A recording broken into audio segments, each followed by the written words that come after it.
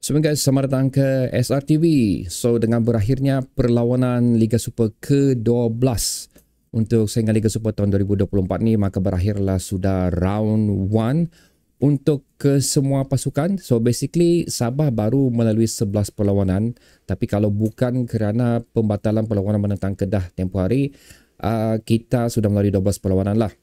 Jadi separuh saingan Liga Super telah dilalui. Ini adalah tujuan video bagi kali ini adalah untuk melihat bagaimana prestasi Sabah FC setakat ni, di mana aku akan berkongsi dengan kamu kedudukan terkini Sabah FC dan kedudukan terdahulu Sabah FC. Tapi untuk kedudukan, aku nak dapat cari selepas separuh masa, selepas habis separuh perlawanan, aku dah dapat track back lah di mana kedudukan Sabah FC. So itu ada bilang orang kamu pertimbangkan sedikit lah.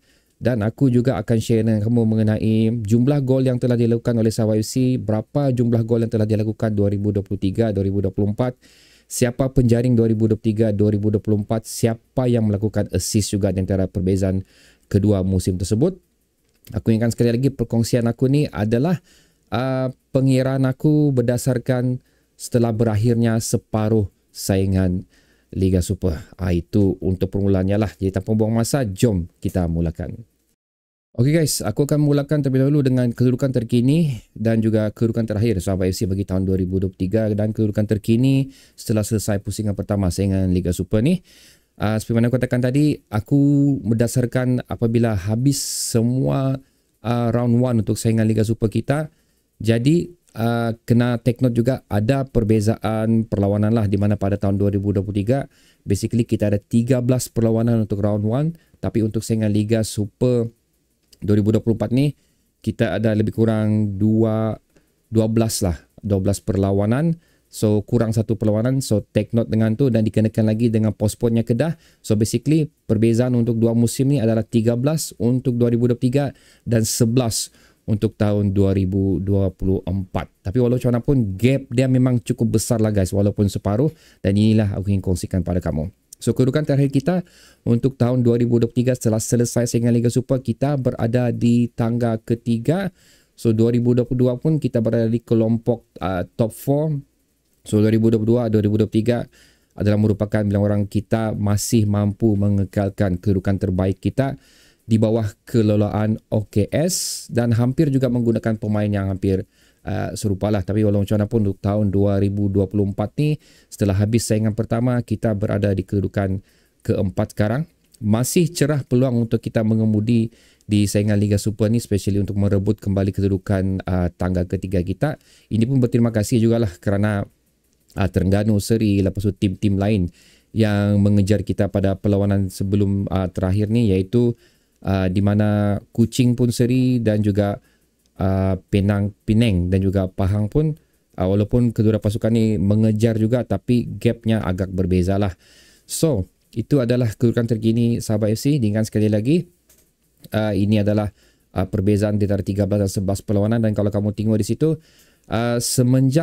selepas habisnya 11 perlawanan dilalui Sabah FC, kita cuma menjaringkan 17 gol saja guys. Di mana untuk saingan round 1 saingan Liga Super 2023 kita telah menjaringkan 30 gol walaupun berbeza 2 perlawanan. So mau separuh jugalah beza dia tu. So untuk yang ni guys, penjaringnya adalah seperti berikut. Aku mulakan dulu dengan 2023 dan untuk penjaring ni aku cuma ambil yang lebih daripada 2 gol lah. Pasal kalau aku masukkan 2 gol, 1 gol dah cukup skrin ni, di mana pada tahun 2023 kita lebih kurang ada 1, 2, 3, 4, 5, 6 pemain yang telah menjaringkan lebih daripada 2 gol dan ia telah didahului oleh Park sebanyak 7 gol dan selainnya adalah 4 gol.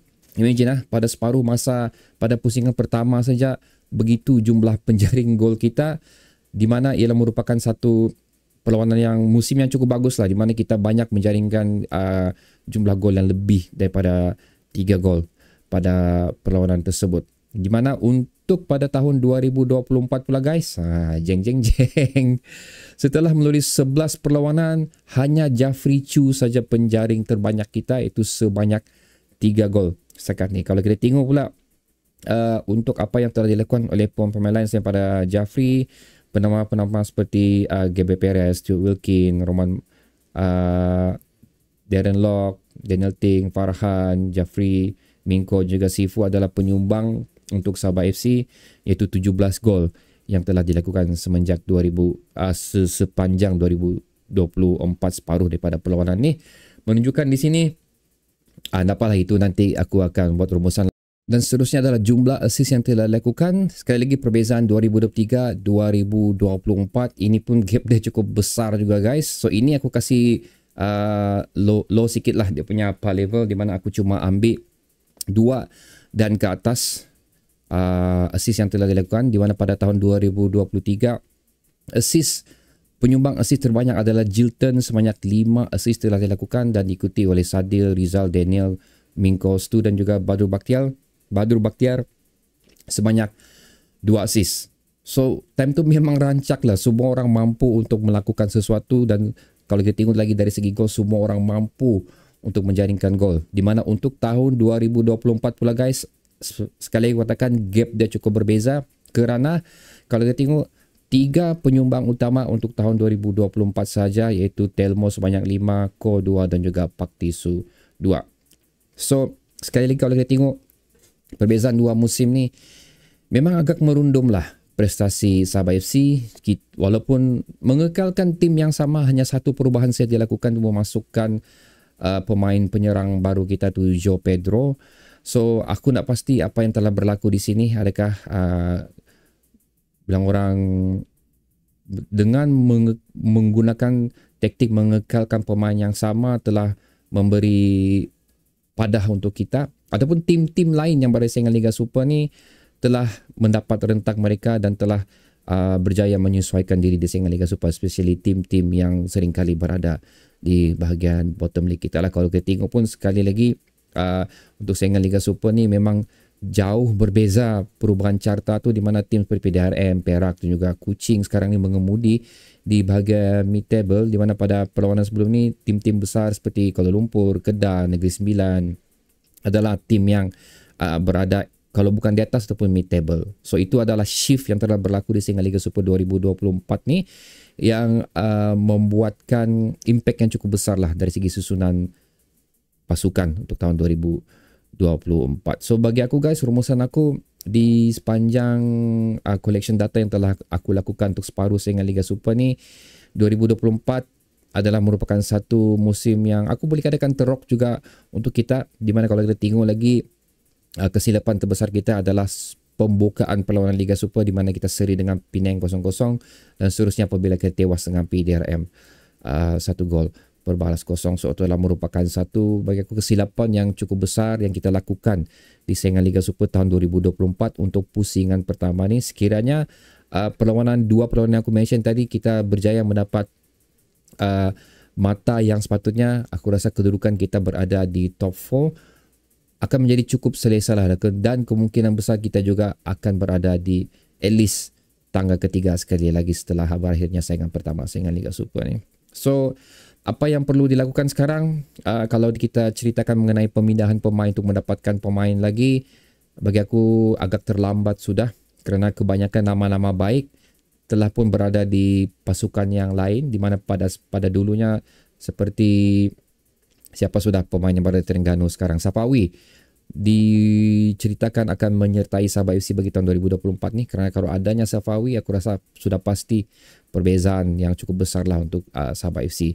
Dan sekali lagi dikenakan dengan, kalau kita tengok dari tahun 2023 penyumbang terbesar kita adalah Jilton, di mana Jilton berada di bahagian left wing kita. So itu adalah tempat yang memang agak rapuh untuk Sabah FC setakat ni, dan dikenakan lagi setelah pemergian Riza Ghazali. So pasangan Sadil untuk mengemudi bahagian kanan pula tidak ada sudah. So aku rasa itu adalah merupakan penyumbang utama kenapa Sadil bukan lagi menjadi antara penyumbang assist yang terbaik untuk saingan 2024 ni. So itu adalah bagi aku 2 tempat yang perlu dibaiki, kerana individu yang berada di tempat tersebut tidak ada sekarang ni. Bagi bahagian penyerang pula guys, kalau kita tengok pun itu pun antara benda yang kurang memuaskan lah setakat ni. Tapi aku rasa Joe Pedro setakat ni, walaupun aku katakan dia bukanlah seperti mana Roman Magado, tapi telah menunjukkan apa yang sepatutnya selaku striker Sabah FC lah. Jadi itu adalah pandangan aku dan apa yang telah berlaku untuk Sabah FC setakat saingan pusingan pertama 2024 ni. Dan aku juga ingin mendengar mengenai pendapat anda pula lah, apa yang telah anda saksikan di sepanjang ni dan apa yang kamu rasa perlu diperbaiki. Kamu letakkannya di ruang komentar di bawah. Bertemu lagi di video akan datang guys. Assalamualaikum.